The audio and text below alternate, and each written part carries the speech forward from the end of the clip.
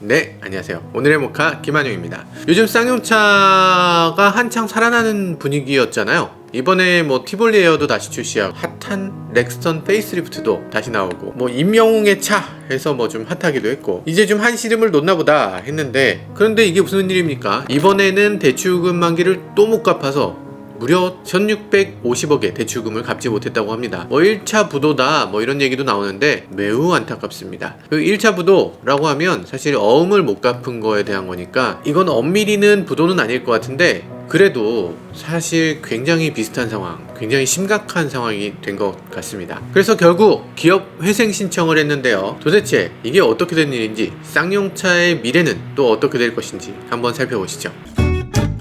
쌍용차가 결국에 법원에 기업 회생 절차를 신청했다. 그러니까 이건 법정 관리라고 흔히 얘기하는 건데요. 쌍용차가 이 법정 관리를 하는 게 이번이 처음이 아니죠. 글로벌 금융위기 이후에, 그러니까 2009년에 한번 기업 회생을 신청했어요. 법정 관리를 하고서 11년 만에 또 이렇게 어려움을 겪게 됐네요. 왜 그런 법정 관리를 하게 됐을까? 쌍용차는 이미 지난 15일 JP모건, BNP 파라바, 뱅크 오브 아메리카 여기저기서 돈을 조금씩 빌렸어요. 그 돈이 600억 원입니다. 그 600억 원을 연체했죠. 그리고 오늘은 산업은행에 900억 원, 그리고 우리은행에 150억 원을 못 갚았어요. 심각합니다.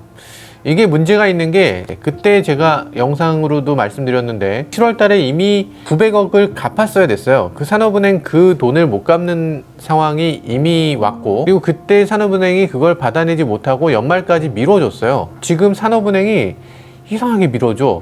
그러더니 이번에는 연말이 됐는데 이걸 또 밀어주려고 이렇게 검토를 매일같이 하고 있었어요. 근데 쌍용차가 갑자기 논의도 없이 갑자기 법정 관리를 신청하게 된 거죠. 산업은행 입장에서는 좀 밀어줄까 했는데 밀어줄지 말지 검토도 못하게 됐대요. 그러니까 법정 관리를 하면 당장 대출을 갚지 않아도 되고 유예가 되고, 어차피 산업은행이 이걸 받으려고 하든 밀어주려고 하든 어쨌든 못 받는 거예요. 달라 그래도 못 받아. 그런 상황이니까 검토할 필요가 없다는 거죠.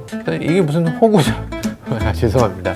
약간 그런 느낌이야. 제가 만약에 돈을 한 100만 원을 PD님한테 꾸면 꾼 사람 입장에서 예, 제가 곧 갚을게요 이렇게 굽실굽실하게 되는데, 내가 만약에 10억 꾸면 제가 갑이 됩니다. 자꾸 그렇게 재촉하면 나 그냥 파산할까? 이러면 그냥 큰일 납니다. 망해버릴까? 그럼 형님 왜 그러세요? 이러는 분위기 이렇게 됩니다. 그래서 쌍용차도 그렇게 약간 배짱인가? 뭘 좀 아시나? 이랬는데 결국에는 법정관리 신청을 했다고 합니다. 도대체 어느 정도길래 법정관리식이나 들어가게 된 걸까? 이번 달에 갚아야 하는 쌍용차 연체금 어느 정도냐? 원금만 해도 1650억이잖아요. 그래, 그 정도는 그렇게 큰 돈은 아니죠. 개인도 그 정도 갖고 있어요. 갖고 있잖아. 저하고 조금 가까운 분이 인수할까? 이렇게 말씀하시더라고요. 근데 한 1000억, 2000억 그 정도로 인수 안 되죠. 일단 부채 규모 전체를 놓고 보면 쌍용차 부채가 어느 정도 될 것 같으세요? 1조. 좀 더 쓰세요. 더 쓰려고. 부채가 1조 6천억입니다. 당장 갚아야 될 차입금만 4천억 원. 이 자본 잠식이 지금 86.9%. 부채 비율이 무려 1627%. 이게 말이 되는 건가? 어메이징한 숫자들이 계속 나오고 있는데요. 문제는 이거 차를 계속 팔아서 조금씩이라도 갚아나가면 되잖아요. 1조 6천억이 1조 5,900억 되고 800억 되고 이렇게 조금씩 갚으면 결국에 될 수 있잖아요. 근데 그게 안 됩니다. 쌍용차 적자가 지금 얼마나 적자냐면 15분기 연속 적자예요. 3년 반 동안 한 번도 흑자를 낸 적이 없습니다. 연도로 따지면 2007년에 딱 한 번 흑자를 냈어요. 그리고 2016년에 또 딱 한 번 흑자 내고, 그러니까 이게 흑자가 거의 없는 계속 적자. 2016년 특히 좀 특별한 해인데 티볼리를 인도 마힌드라에 넘긴 해예요. 그러니까 티볼리 전체의 디자인, 그 안에 내부, 파워트레인 모든 것들에 대한 권한을 마힌드라에 팔았습니다. 그걸 판 돈으로 일시적인 흑자가 난 거예요. 흑자로 전환했다 해서 그때 당시에 굉장히 잔치 분위기도 나고, 그리고 뭔가 인도 마힌드라가 봤냐 말이야, 우리가 경영하니까 벌써 이렇게 흑자 딱 돌아서잖아,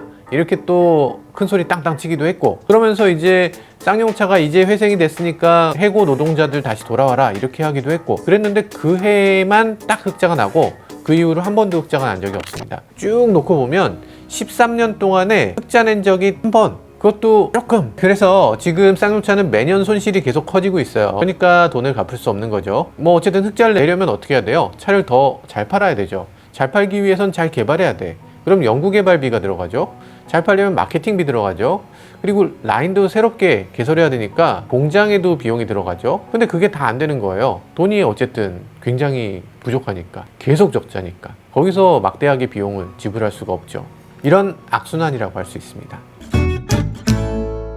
네, 오늘 기업회생에 들어간다는 기사가 오후 3시에 나왔죠. 3시에 딱 나오자마자 그 자리에서 주가가 20% 하락했습니다. 근데 이 20% 떨어진 것도 굉장히 의아한 게, 저는 이전에도 주가가 왜 그렇게 높았는지를 모르겠어요. 전부터 제가 쌍용차 말씀드리면서 이게 개미분들이 함부로 투자하면 안 되는 주식이다 이렇게 또 말씀드렸었는데, 정말 걱정스럽고 정말 안타깝습니다. 그때 구체적으로 말씀을 안 드려서 오히려 개미 투자자분들 뭐 이런 분들이 고전하는 건지도 모르겠는데요. 오늘은 조금 더 말씀드려야 될 것 같습니다. 일단 기사를 조금 더 보면요, 올해 1분기 보고서 그리고 반기 보고서 올해 3번이나 감사 의견 거절을 받았잖아요. 삼정회계법인에서 이 분기 보고서에 3,090억 원의 영업 손실, 3,048억 원의 분기순 손실, 유동부채가 유동자산보다 5,300억이나 더 많아. 지금 있는 모든 걸 다 팔고 모든 걸 다 해도 이 부채를 갚지 못한다는 얘기예요. 그 얘기를 지금 하면서 뭐라고 얘기하냐면, 계속 기업으로서 존속 능력에 유의적 의문을 제기하고 있다.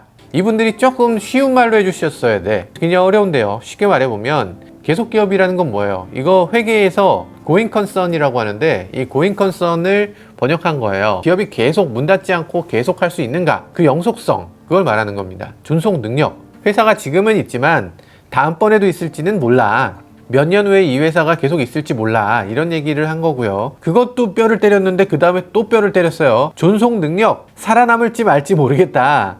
그리고 그 다음에 유의적 의문, 그러니까 그냥 의문이 아니라 정말 유의미한 그런 의문, 객관적으로 봐도 이거 못 살아날 거다 이렇게 얘기한 거죠. 쌍용차 입장에서는 돈을 주고서 회계법인한테 야 우리 평가 좀 해봐 하고 시켰더니, 회계법인에서도 아예 돈 주시는 건 고마운데 너네는 못 살아날 거예요 이렇게 답을 한 거죠.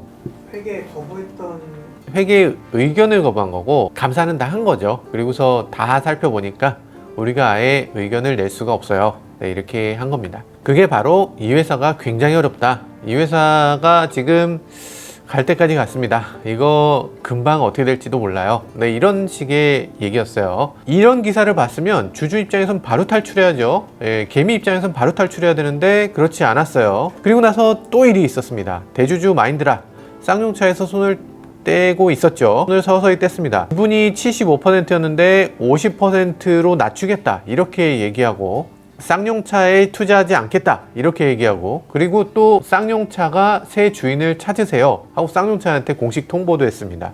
그리고 G4 렉스턴 인도 시장에서 단종시켰어요. 그러니까 확실히 쌍용차를 벗어나겠다 이런 얘기였고요. 이 정도 됐으면 보통 주주들이 도망가야 되잖아요. 근데 어떤 일이 있었습니까? 주가가 급등했습니다. 20% 넘게 급등했어요. 아 이게 왜 이러나, 도대체 이분들이 왜 이러시지? 하고 봤더니 마힌드라가 쌍용차를 버렸으니까 그러면 새로운 주인이 나오겠네, 그러면 새로운 주인이 하면 더 잘하겠네, 이런 생각을 하셨던 것 같아요. 아 정말 발상이 정말 대박입니다. 행복회로를 막 돌리시는 그런 주주님들이 계셨던 것 같아요.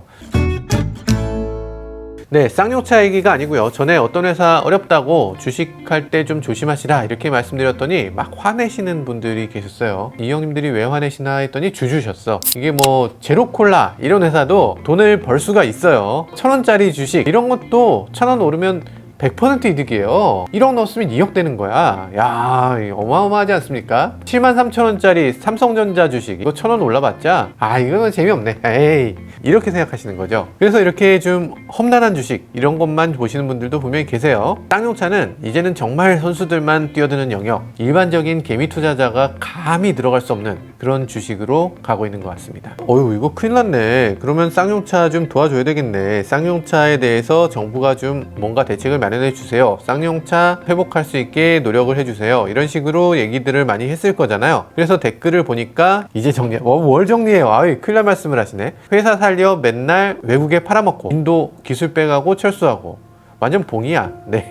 아쉽지만 역사의 뒤안길로 보내야 합니다. 아, 왜들 이러세요? 귀족 노조들도 파산에 큰 도움이 된 쌍용에 더 이상 국민열세를 부을 수 없습니다. 귀족 노조? 쌍용차도 귀족 노조입니까? 회생도 한두 번이지. 이 정도 되면 노조도 반성을 해야 되는데 쌍용차 노조원들 다 해고 지금 노조 얘기밖에 없어요. 도대체 왜 이분들이 노조를 이렇게 미워해? 노조가 도대체 어떻게 했길래 노조가 뭐 얼마 받아요? 아, 여기 이동걸 산업은행장이 딱 얘기했네요. 쌍용차 임직원들 평균 연봉이 1억 1천? 잠깐만, 이게 뭐지? 평균이 1억 1천이래. 엄청 높네. 아니죠? 이거는 사실 복지 비용을 포함한 거래요. 그러니까 뭐 퇴직 뭐 이런 것들 근로자한테 가는 돈을 다 n분의 1을 하면 한 사람이 1억 1천 받는 요 얘기예요. 일단 그렇게 많이 받지 않습니다. 초봉 6,500. 잠깐, 초봉이 6,500. 르노 삼성은 얼마 받아? 3,900만원? 평균 연봉 7,100만원? 한국 GM도 그러나? 한국 GM 4,000만원? 8,400만원. 금감원 기준으로 보니까 쌍용차가 다른 회사보다 초봉이 한 1,000만원씩 높은 건 맞네요. 올해 입사자들이 5,500 그렇게 입사했다고 합니다. 저희만 가보겠습니다. 잠깐만 있어봐. 이게 쌍용차 같은데 아무나 들어가는 게 아니에요. 오죽하면 여기 취업하려고 채용 비리 같은 것도 있었어요. 돈을 싸들고 막 갖다 줘야지 이게 채용되고 뭐 이런 일들이 있었다고요. 사실 금액으로 따지면 뭐 되게 많이 받는 건 아닌데 지금 회사가 어려운 것을 감안한다면 뭐 꽤 괜찮게 받는 거죠. 여기서 그러면 현대차는 어떨까? 현대차는 지금 매년 수조 원씩 벌어들여요. 흑자도 그냥 흑자가 아니라 수조씩 흑자죠. 100조를 들고 있다 어떻다 뭐 이런 얘기를 막 하는데 이런 현대차가 초봉이 6,600만원, 평균 연봉이 9,200만원. 쌍용차랑 뭐 그렇게까지 차이 나진 않는데요. 현대차하고 쌍용차의 연봉이 비슷하다. 이게 하는 일이 비슷하니까 비슷한 게 당연합니다. 아니 뭐 좀 이상하다고 생각하실 수 있죠. 현대차가 68,000명 임원이잖아요. 근데 쌍용차는 5,000명 임원이에요. 현대차, 쌍용차 뭐 대충 자동차 만드는 회사니까 뭐 현대, 기아, 쌍용 뭐 이렇게 느끼잖아요. 근데 10분의 1도 아닙니다. 한 14분의 1 정도 차이. 아, 차이가 진짜 어마어마하게 난다. 이런 생각이 들죠. 이렇게 적은 인원으로 일당 100으로 일하고 있다는 거잖아요. 그러니까 업무 강도를 놓고 보면 더 높을 수도 있고. 아니라고? 노조에 이렇게 돈을 많이 주기 때문에 그렇다라고 하기에는 사실 전체 매출 대비 인건비 비중이 한 8% 정도 현대차하고 비슷한 편이긴 합니다. 허리띠를 졸라매야 된다고? 아니, 그 허리띠를 왜 노동자가 졸라매야 돼요? 저는 그런 거 잘 몰라요.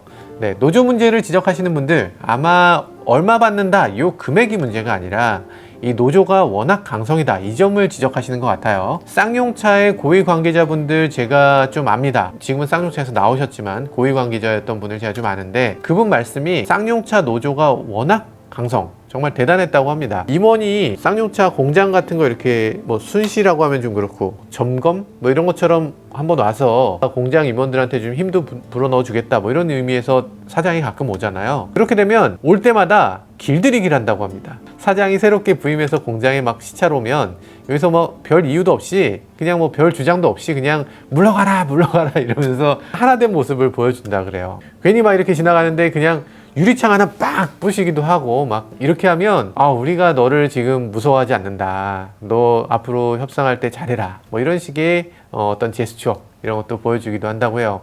2004년에 그게 극기에 달했죠. 상하이 자동차가 쌍용차 인수하면서 여러 가지 일들이 있었을 거잖아요. 그러면서 상하이 자동차에서 사장을 보냈습니다. 쌍용으로 사장을 보냈는데 사장이 이제 공장을 보고 이제 사장실로 들어가야 되잖아요. 사장실로 들어가는데 정말 수많은 노조원들이 이 복도에 이렇게 양쪽으로 탁 줄을 치고서 가시는 길에 이만한 몽둥이를 가지고서 바닥을 이렇게 쿵쿵쿵쿵 치면서 이렇게 구호를 막 외치셨다고 해요. 중국에는 노조가 아예 없어요. 중국엔 노조가 없기 때문에 이 신임 부임한 사장은 이 모습을 처음 본 거죠. 이걸 보고서 그 길로 바로 비행기 타고 바로 중국으로 돌아갔다고 하죠. 이런 상황에서 과연 누가 맘 놓고 쌍용차에 투자하겠나 이런 생각이 드는 거죠. 노조 문제 지적하시는 분들 대부분 아마 쌍용차 공장이 몇 번이나 멈춰섰던 거 다 기억하실 겁니다. 특히 가장 기억에 남는 건 2009년이죠. 77일이라고 그때 그 숫자를 아마 기억하는데 2개월 넘게 옥쇠 파업이라고 해서 공장을 다 걸어 잠그고 사측도 공장을 폐쇄하고 그리고 이 사람들도 공장에서 나오지 않겠다 이렇게 뭐 옥쇠 파업을 하고 그러면서 거기서 뭐 난리가 났었죠. 뭐 타이어 태우고 뭐 공장 점거하고 뭐 최루탄이 막 쏟아지고 이거 다 기억하실 거예요. 그때 정말 대단한 분들이었죠. 쌍용차가 그냥 차를 만들어도 망할지 모르겠는 회사인데 1년이 12개월밖에 안 되는데 그중에 2개월을 아예 그냥 쉬어버렸어요. 그것도 다 걸어 잠그고 쉬어서 회사가 다시 회생하는데 정말 큰 고생을 했죠. 그때는 참 대단한 분들이었어요. 완전 강성노죠. 근데 지금은 전혀 그런 분들이 아닙니다. 뭐 분위기도 많이 좋아졌어요. 그때 그분들이 아니다. 뭐 그렇지만 그때 이미지는 지금도 계속되고 있죠. 중국에서도 상하이 자동차가 쌍용차를 인수한 게 중국에서 투자한 것 중에 가장 잘못 투자한 걸로 지금도 회자되고 있습니다. 그래서 이 기사를 보면요, 이런 얘기도 있어요. 쌍용차는 긴급회의를 갖고서 전체 임원이 이번 사태에 대해서 책임을 지고 일괄 사표를 제출하기로 했다. 아니 이게 무슨 말이야. 아니 회사가 지금 어려우면 이걸 해결을 하셔야지 일괄 사표를 내시면 무슨 문을 닫게 생겼는데 일괄 사표 내시면 어떡해요. 회사 지금 점점 어렵다는데 거기 무슨 기름을 붓는 겁니까? 임원들이 다 사표 낸 회사에 누가 투자를 해? 쌍용차의 그 일치 단결된 모습 알겠는데요. 이거 알겠는데 이런 것 좀 안 하셨으면 좋겠어요. 마지막으로 퇴직금 챙기는. 퇴직금? 사표 내고 퇴직금 먼저 받아가는. 이게 아니지. 설마. 그리고 여기 댓글에 국민 세금 얘기가 자꾸 나오는데 아무리 정부가 그래도 세금을 공짜로 막 퍼주고 그러지 않죠. 네, 그런 일은 없습니다. 이게 뭐 혈세 얘기 나오는데 쌍용차가 국민 세금을 갖고서 뭐 한 건 별로 없어요. 2009년에 기업회생 신청했잖아요. 그때 투입된 금액이 1,300억이다 이렇게 얘기하는데 그때 1,300억이 대출이에요. 그치, 대출이라도 그거 갚을 생각이 없으면 그거는 혈세나 마찬가지지. 혈세 맞네. 네, 그때 당시 쌍용차가 직원을 2,000명 이상 감원하는 일이 있었죠. 그러면서 흑자 전환을 할 수 있게 하겠다. 이런 가능성을 보여줬고 그래서 투자를 더 받을 수 있었던 거죠. 이렇게 하면 우리 살아날 수 있을 테니까 정부에서도 지원을 좀 해주세요 해서 지원을 해준 겁니다. 그러면 그때 당시 채무가 없었느냐? 그건 아니에요. 채무가 그때도 1조 2천억이나 있었습니다. 여튼 흑자가 나온다. 이거 자체가 중요하니까. 그래서 그렇게 구조조정을 했는데 이 어려운 회사가 갑자기 흑자 조금 났다고 해서 정부, 민노총이 개입을 했어요. 그러면서 700명을 다시 복직시킵니다. 회사가 지금 4,000명인데 거기서 700명을 복직시키면 회사의 20%를 더 인원을 늘린 거예요. 700명이 우습게 볼 숫자가 아닙니다. 쌍용차 같은 규모의 회사에서는. 회사를 살리겠다. 정말 회사가 망할 지경이 됐으니까 이거 살리겠다 해서 정말 어렵게 감원을 한 거잖아요. 직원 내보내는데도 얼마나 힘들었으며 거기서 파업을 하는데 얼마나 힘들었으며 정말 그 아픔을 겪고 간신히 감원을 했는데 근데 이분들이 또다시 회사를 들어오는 거죠. 신입사원으로 들어오는 것도 아니에요. 연차가 다 인정되거든요. 그러니까 이분들은 신입사원들보다 뭐 적게는 1,000만 원에서 많게는 수천만 원씩 더 받아요. 그리고 일부 복직자들은 업무 배정을 결국 못 받았습니다. 갑자기 복직자가 막 생기니까 복직은 시켰는데 일이 없으니까 유급휴직을 줍니다. 아니 이게 무슨 일인가. 이렇게 어려운 회사에다가 굳이 이렇게 복직을 시켜서 다시 또 어려워지는 게 마땅한 일인가 싶어요. 이게 회사 운영이 너무 방만하죠. 이게 만약에 오너가 있고 오너가 경영하는 회사였다 이러면 이렇게 했을까 싶은 생각이 드네요. 네, 쌍용자동차의 지분의 75%는 마인드라가 하고 있잖아요. 그러면 대주주 마인드라 뭐 하고 있냐, 왜 가만히 있냐 싶은 생각도 드실 텐데 마인드라가 지금 누구 도와주고 뭐 이럴 상황이 전혀 아니죠. 마인드라 정말 어려운 상황에 있어요. 쌍용차 어떻게든 돈 몇 푼이라도 받아서 빨리 처분하고 싶은 상황일 것 같아요. 처음에 쌍용차 인수할 때 5,200억을 투자했고 그리고 중간에 유상증자에서 1,300억을 더 투자했어요. 그래서 쌍용차 살리기를 열심히 했던 걸로 보이긴 합니다. 근데 지금 인도에서 코로나 바이러스가 굉장히 심각하다고 하죠. 이게 정확하게 몇 명이 걸렸는지 뭐 파악도 안 된다고 해요. 그래서 인도 전체가 그냥 셧다운 됐다가 살아났다를 계속하고 있습니다. 그래서 월간 판매량이 빵대인 경우가 꽤 나오고 있어요. 그 정도니까 마인드라가 뭐 그렇게 만만치 않겠죠. 마인드라 농기계도 팔아야 되는데 농기계도 마찬가지로 어려울 것 같고요. 지금 그러니까 본진이 막 털리고 있는데 여기 멀티기지 지금 확장하려다가 잘 안 되고 있는 멀티기지에 어떻게 신경 쓰겠어요. 마인드라도 굉장히 어렵고 애초에 쌍용차를 왜 마인드라에 팔았을까 이게 너무나 원망스럽죠. 이 IMF 전후에서 우리나라는 너무나 안타까운 결정을 계속 저질렀는데요. 이때 쌍용차가 상하이차에 팔리는 거 그리고 삼성자동차가 르노에 팔리는 거 그리고 LG반도체는 현대전자에 팔리는 거 말도 안 되는 상황들이 계속 거듭됐었는데 그게 지금 와서는 굉장히 후회되는 대목입니다. 여튼 정부가 경제에 이렇게 직접적으로 개입했을 때 어떤 결과가 나온다는 거 이거 IMF 시절에 뼈저리게 배웠죠. IMF가 가르쳐준 건 그거 하나인 것 같아요. 근데 그거 보고도 아직도 못 깨달은 분들이 계시면 이건 좀 문제가 있는 것 같다는 생각도 듭니다. 네, 그러면 쌍용차가 살아날 길은 없을까? 이대로 그냥 문을 닫아야만 하는가? 그렇지는 않을 겁니다. 일단 마인드라 쌍용자동차 지분을 매각하겠다고 한 뒤에 쌍용자동차 계속해서 새 주인을 찾는다고 이렇게 나섰죠. 뭐 여러 가지 얘기가 있었습니다. 중국 지리자동차도 언급된 적이 있고, 이거는 뭐 거의 희망사항이 불과했던 것 같아요. 지리자동차는 입도 뻥끗 안 했는데 우리 쪽에서 그냥 희망이었던 것 같고요. 비아디에서 인수할 것이다 이런 얘기도 나왔는데 역시 그다지. 아까 말씀드렸다시피 2004년에 상하이 자동차가 쌍용차 인수한 거, 이거 중국에서 그 정말 타산지석으로 정말 잘못된 투자로 보고 있어요. 그렇기 때문에 지금 다른 한국 회사를 투자하는 건 그렇다 치는데 쌍용차를 투자하는 거는 이건 정말 어려운 일입니다. 그런 일은 아마 일어나지 못할 거예요.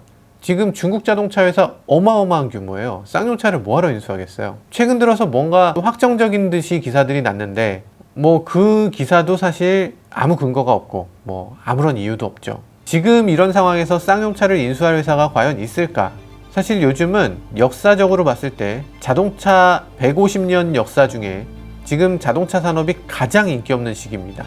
지금 차를 잘 만들고 잘 파는 자동차 회사들도 지금 매각에 대해서 한 번씩 얘기를 올리는 그런 상황이 됐죠. 폭스바겐 그룹 보면 얼마 전에 부가티를 님하게 팔았어요. 그리고 벤틀리, 람보르기니까지 팔겠다고 나섰다가 이건 아닌가 하면서 취소! 이랬다가 갑자기 아무래도 매각해야 될 것 같아 이러면서 지금 또 람보르기니를 팔겠다고 나서고 있어요. 쌍용차 물론 좋은 회사입니다. 예, 좋은 회사 맞아요. 그런데 막 람보르기니 사상 최대 매출을 올리고 있는 이 람보르기니인데 이 회사보다 더 매력적이라고 할 수 있을까?